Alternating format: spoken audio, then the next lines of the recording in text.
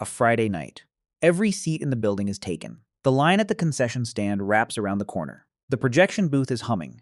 The car park outside is full. By any measure, this looks like a business at its absolute peak. And the owner might still lose money this month. That is not a hypothetical designed to shock you.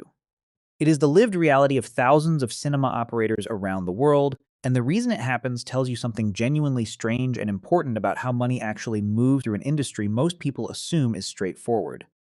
You buy a ticket, you watch a film, the theater makes a profit. The logic seems airtight. It is not. Not even close. Before we get into numbers, we need to be clear about what kind of business a movie theater actually is, because it is not one thing. The word cinema covers a range of operations with dramatically different financial lives. At one end, you have the independent single-screen theater. These are often old buildings, sometimes cultural landmarks, operating in leased spaces in smaller towns or city neighborhoods. The ownership structure is usually simple, one person or a small family, and the upfront cost to get started, particularly if you are converting an existing space rather than building from scratch, can begin below $1 million. The trade-off is that these theaters have almost no bargaining power. They take whatever licensing terms the film distributors offer them, and they cannot buy supplies in bulk at any meaningful discount. Then you have small local multiplexes with 2 to 5 screens, serving regional communities or secondary cities. These require more capital, typically somewhere between $500,000 and $1.5 million, but they can spread their operating costs across more screens and offer audiences a choice of what to see, which matters for foot traffic. Large chain cinemas, the ones you see in shopping centers with 12 or 14 screens and a lobby the size of an airport terminal, are a different business altogether. These operators negotiate at scale. They can get supply deals, favorable lease terms, and their size gives them leverage with film distributors in a way that a single-screen independent simply cannot access. Their startup costs run into the millions. Then there are luxury theaters, which have quietly become one of the more interesting bets in the industry. These venues strip out the standard rows of fixed seats and replace them with wide, motorized reclining chairs, often paired with full food and alcohol service delivered directly to your seat. They deliberately reduce how many people fit in each auditorium. And, counterintuitively, they often make more money per showing than a packed traditional cinema. Finally, premium large format screens. The IMAX experience being the most famous operate under a specific kind of partnership. The IMAX Corporation does not own or run most IMAX theaters. Instead, it licenses its projection and sound technology to cinema operators, takes an upfront fee, and then collects a percentage of every ticket sold on that screen for the life of the agreement. The theater gets a premium product that commands a higher ticket price. IMAX gets a recurring revenue stream without bearing the cost of building anything. Understanding these differences matters because the economics are not the same across the board. What is true for a 12-screen multiplex in a metropolitan shopping mall is not true for a converted art house theater in a mid-sized regional city. They share a name, but not a financial reality. Here is the first moment where the dream and the reality diverge. People who want to open a movie theater often think about the experience, the smell of popcorn, the darkened auditorium, the shared thrill of a crowd watching something together. They think about movies. They do not think about HVAC systems. A modern 10-screen multiplex in a major city will cost, from the ground up, somewhere between $15 million and $25 million. That figure is not exaggerated. Construction alone for a multi-screen cinema can cost between $4 million and $15 million before you have installed a single projector. If the building is in a premium urban location, land acquisition adds another $1 to $5 million on top. The equipment costs are their own category of pain. A single digital cinema projector, the baseline standard, not a high-end laser unit, runs between $30,000 and $50,000 per screen. A modern 4K laser projector, which is increasingly the competitive minimum for a venue that wants to attract audiences away from home screens, costs upward of $80,000 per unit. Then comes the sound system.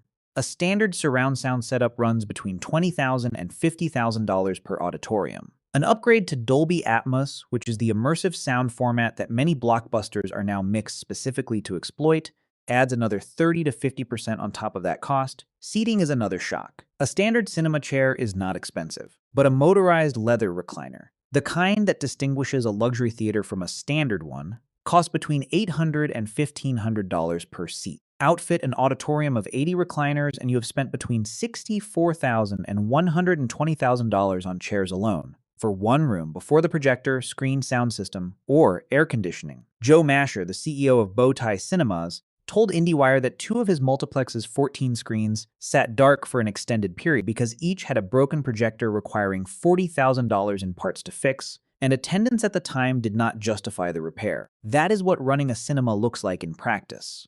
Not the glamour of the premiere, but the decision about whether a projector repair makes financial sense this quarter. The working capital requirement, meaning the cash a business needs to survive in the months between opening and becoming consistently profitable, adds another layer. Rent still has to be paid during slow weeks.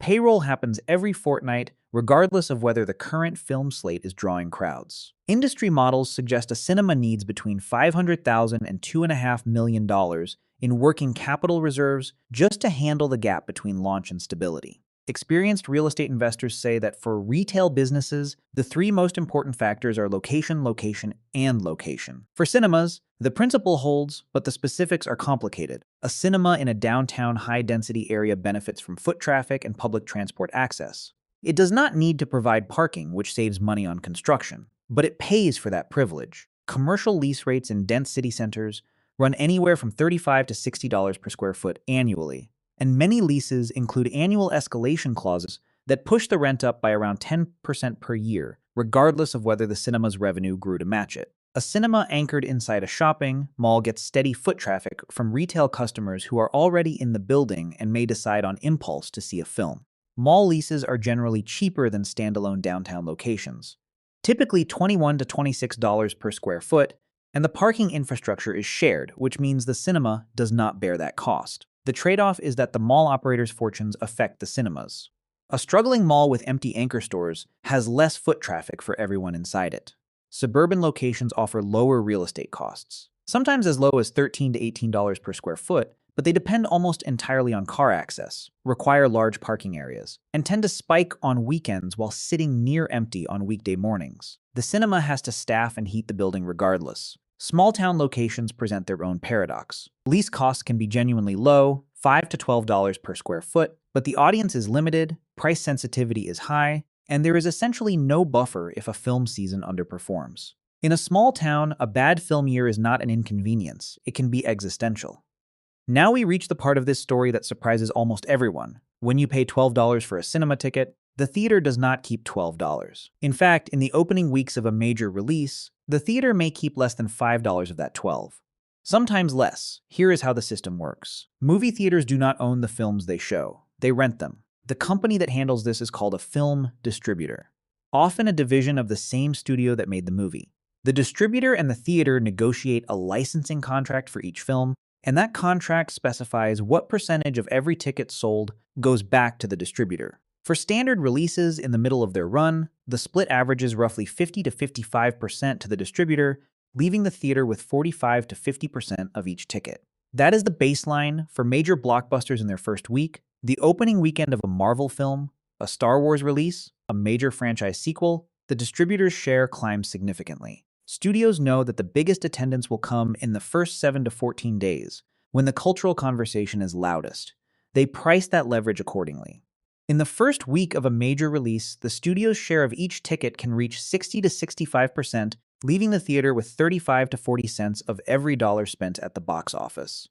There is a further complication. Blockbuster licensing contracts often include what industry people call floor requirements. The theater is contractually obligated to keep the film showing on its largest screen for a minimum of 3 to 4 consecutive weeks, regardless of how attendance is tracking by week 2. If the film opens to massive numbers and then drops sharply, which happens regularly, the theater is still committed to running it on premium real estate that could have been allocated to something with a better revenue split.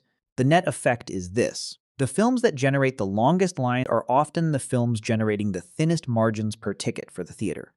The blockbuster brings the crowd.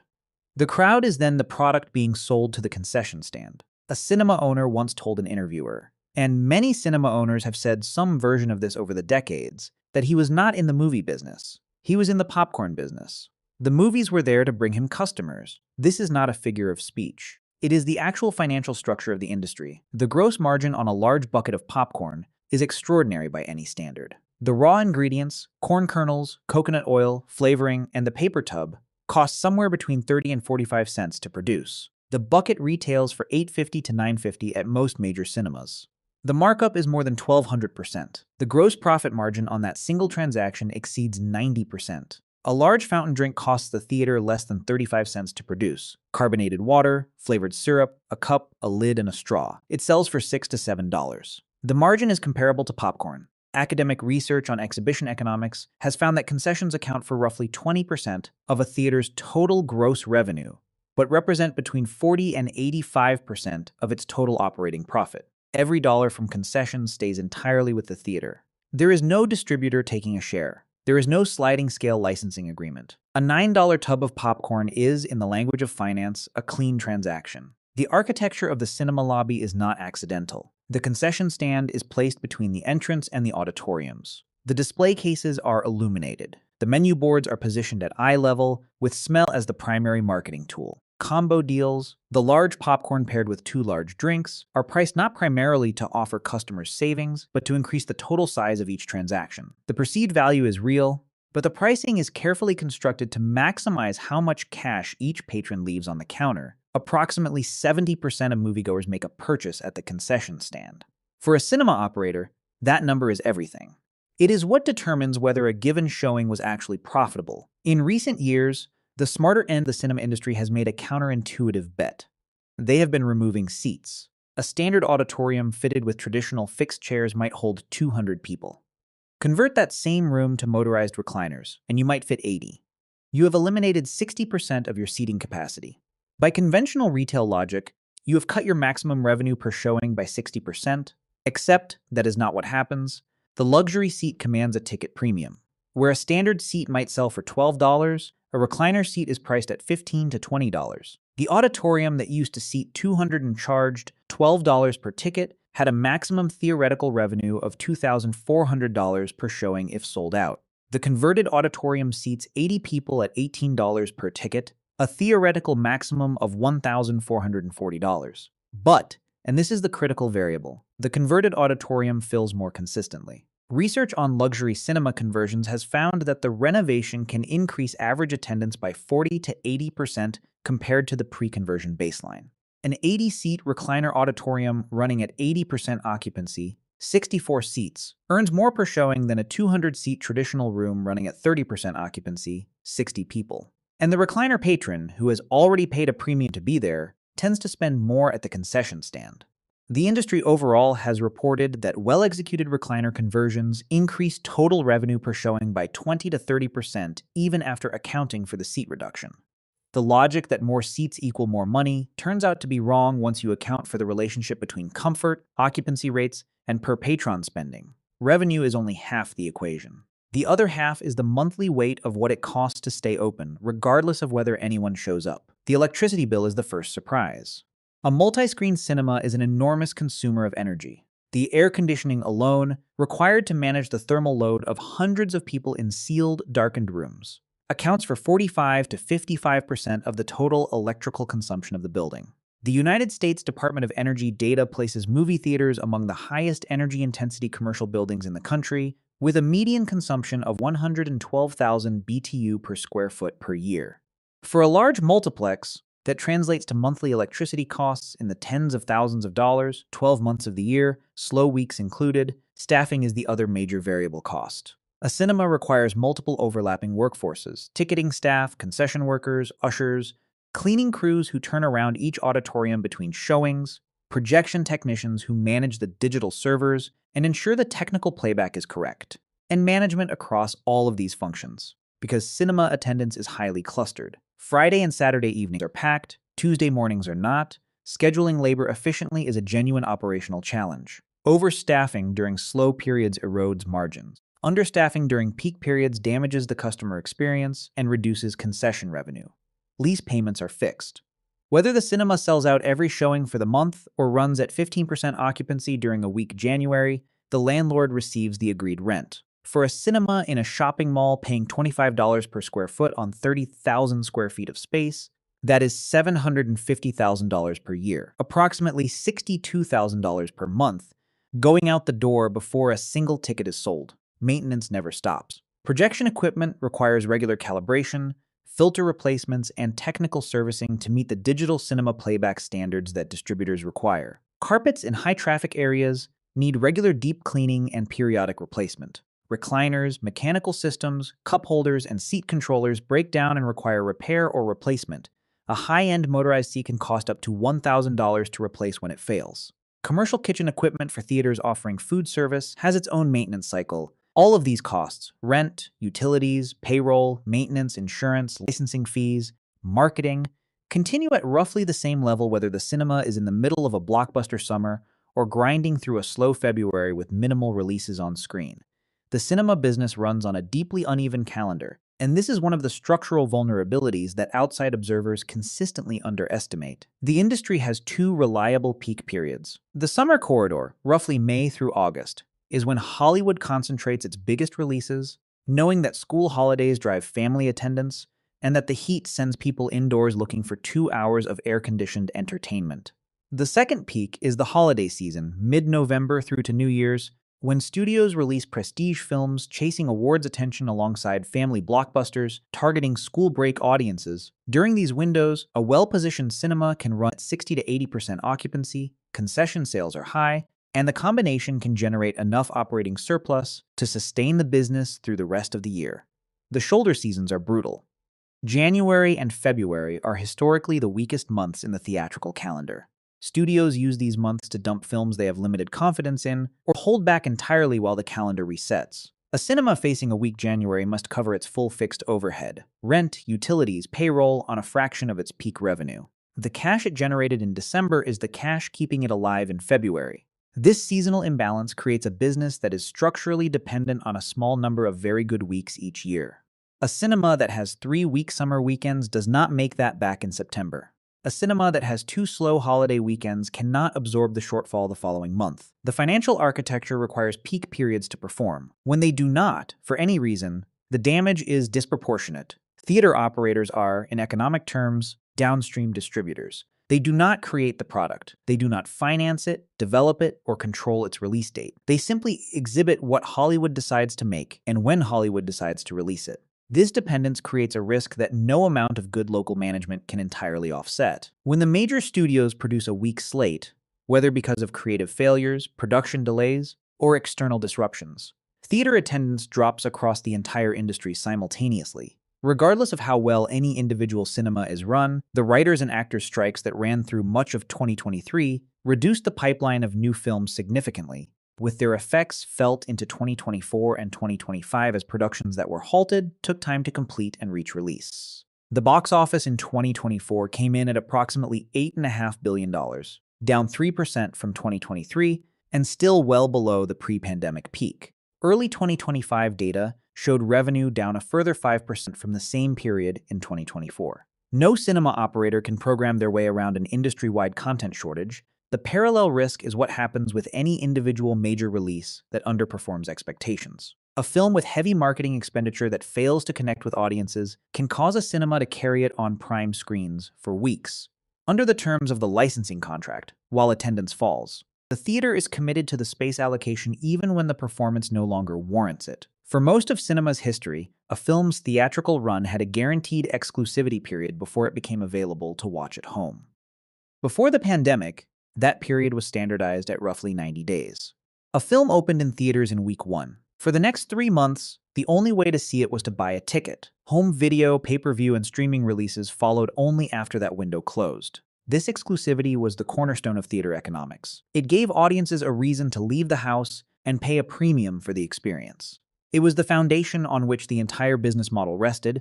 The pandemic broke it. In 2020, as theaters closed under public health restrictions, studios faced an impossible inventory problem. They had dozens of finished films ready for release with no theaters open to release them into.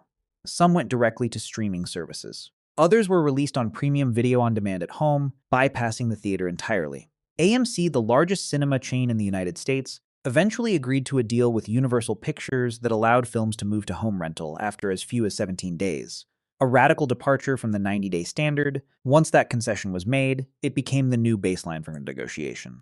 By 2024, research across 85 wide-release films found that the average theatrical window had fallen to 32 days, down more than 13% from 37 days just the year before. The gap between a film's theatrical opening and its appearance on a streaming service's library shrank from 128 days in 2021 to just under 100 days in 2024. The consequence is a self-reinforcing problem. An audience that knows a film will be available to stream within 3 to 4 weeks has a genuine choice to make. For casual moviegoers, the calculus shifts. The incentive to see something this weekend, rather than waiting for it to appear in your living room, weakens. Weaker opening weekends lead studios to pull films from theaters faster. Faster removal means shorter runs. Shorter runs reinforce the sense that theaters are transitional rather than essential.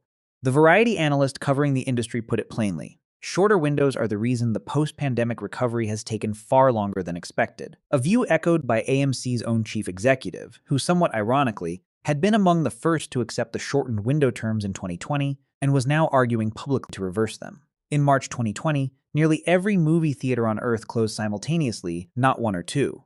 Not a bad market. All of them. For an unknown period, with no revenue and no certainty of when it would end, the fixed costs did not pause. Leases did not pause. Most loan obligations did not pause. The cash that a cinema had built up through a strong 2019 and a solid early 2020 began to drain out immediately. Within weeks, some smaller independent operators began making permanent closure decisions. By the time theaters reopened, at reduced capacity, with social distancing requirements, with a fraction of the normal film slate, many had already failed. During the lockdown, studios experimented. Pixar's Turning Red was sent directly to Disney Plus in the United States without a theatrical run. Several other major releases went to streaming platforms on the same day they opened in theaters. These were not gestures of goodwill to homebound audiences. They were studios discovering that a direct-to-consumer distribution model with no theater to share revenue with was financially viable and potentially preferable for certain types of content. AMC closed 106 theaters between 2019 and 2023. Cinemark closed 53. The privately held Regal Cinema chain, one of the largest in the United States, filed for bankruptcy protection in September 2022 and emerged from that process with approximately 150 fewer locations than it had entered with. The cinemas that survived did so through a combination of government support programs, emergency financing, and eventually the return of audiences who discovered that watching a major film at home on a television is a genuinely different experience from watching it in a large auditorium with an audience, even if they could not always articulate exactly why that difference mattered. The cinemas that have emerged from the last 5 years in reasonable shape share a few identifiable characteristics. They have invested in premium experiences. The argument is simple. If you cannot compete with a streaming service on convenience, compete on the experience itself. A 65-inch television in a living room cannot replicate a laser projector throwing 4K images onto a 30-foot screen with Dolby Atmos sound filling every cubic inch of air around you. The theaters that have upgraded their core technology and their seating are giving audiences something genuinely unavailable at home. They have built loyalty programs that convert occasional visitors into habitual ones. AMC Stubs A-List, Regal Unlimited, and Cinemark Movie Club all operate on the same basic logic. Pay a flat monthly fee, typically between $20 and $24, and see up to 3 films per week. The program turns infrequent visitors into regular ones. Regular visitors are reliable concession customers. Predictable monthly subscription revenue provides a cash flow baseline that helps smooth the seasonal peaks and valleys. They have diversified what they show. The screen as a concept is not limited to Hollywood feature films. Major sporting events, boxing, mixed martial arts, football championships, broadcast live in a cinema with a premium sound system draw audiences that would not otherwise attend. The Taylor Swift concert film, released in 2023 and distributed directly through a partnership with AMC Theaters rather than a major studio, earned over $261 million globally. The revenue split approximately 57% to Swift and distribution, 43% directly to the exhibiting theaters, was substantially more favorable to cinemas than the typical blockbuster arrangement. That one release demonstrated a model for bypassing the traditional studio-distributor relationship entirely. Corporate events, private rentals for birthday parties, gaming tournaments on large screens, live broadcast operas, and theatrical performances. These are all revenue streams that use existing infrastructure during the hours and days that would otherwise generate nothing. To make this concrete, consider a standard Saturday at an 8-screen multiplex operating at 65% occupancy, which represents a strong, successful day, not an extraordinary one. The theater has 8 screens, each seating 150 people with 4 show slots across the day. Maximum capacity is 4,800 seats. At 65% occupancy, 3,120 tickets are sold. At an average ticket price of $12.50, gross ticket revenue for the day is $39,000. The distributor takes 55% of that, $21,450. The theater retains $17,550 from ticket sales. The concession stand does its work. 70% of the 3,120 patrons make a purchase, generating approximately $29,000 in concession revenue, with a cost of goods of approximately $2,250. The net concession contribution is roughly $26,700. At a gross margin of over 92%, total net revenue for the day, retained ticket income plus concession profit, is approximately $44,250. Against this, the operating costs of that single day include a daily portion of the monthly lease, utilities for running the HVAC and projection systems, payroll for ticketing staff, concession workers, ushers and cleaning crews, supplies, maintenance reserves, insurance, and marketing. These operating costs total approximately $5,160 for the day. On a peak Saturday, the numbers work. But that Saturday must carry every slow Tuesday in January when ticket sales are minimal and the concession stand is quiet. The strong day is not the exception. It is the subsidy that makes the rest of the year viable. The cinema industry is not dying. The claim has been made so many times over the past century, by television, by video rental, by the DVD, by on-demand streaming, that it has become something of a running joke inside the exhibition business. But it is changing, and the direction of change is visible. The high-volume, low-cost, high-density multiplex model, many seats, cheap tickets, low experience quality, volume-dependent profits, is under genuine pressure. Theaters operating in that segment of the market face rising costs, shrinking ticket margins, and audiences with more at-home options than ever before. The theaters that are investing in premium experiences, loyalty relationships, and alternative programming are proving that the audience for shared communal screen experiences has not disappeared. It has become more selective. People who choose to leave their homes, pay for parking, pay for tickets, and pay for concessions in 2025 are making a deliberate choice. They are choosing the cinema for what it offers that nothing else does. The scale, the sound, the darkness, and the strange intimacy of watching something alongside strangers who laugh and gasp at the same moments. That experience has a price. Building, running, and maintaining the physical environment that delivers it costs vastly more than most people who have never owned a cinema would guess. And most of the money to fund it comes not from the film on the screen, but from the popcorn in your hands. The next time you are standing at the concession counter, calculating whether the large is worth it, it probably is, for you. And it is almost certainly essential for them. There is a specific kind of knowledge that cinema owners carry around with them that almost nobody else has. They know with precision that the experience of watching a film is not actually their core product. The film is a delivery mechanism. The real transaction is everything that surrounds it. This sounds cynical, but it is not meant to be. The film matters enormously. Not because it generates margin, but because it generates presence. Without a compelling reason to leave the house, there is no traffic through the lobby, no queue at the concession stand, no reason for the building to exist. A great film year is valuable to a cinema operator precisely because it brings people who then buy popcorn. Consider the complete financial life of a single customer on a Friday night. She buys one ticket online, paying a booking fee that typically goes to a third-party ticketing platform rather than the theater. She arrives, parks if she is in the suburbs, and walks through the lobby. She buys a large popcorn and a large drink, a combo deal for $20. She finds her recliner seat, adjusts it, and watches a 2-hour film. The cinema keeps somewhere between $4 and $5 of her $12 ticket after the distributor's share. It keeps approximately $18 of her $20 concession purchase after the cost of the raw goods. Her total contribution to the cinema's operating income that evening is roughly $22 to $23.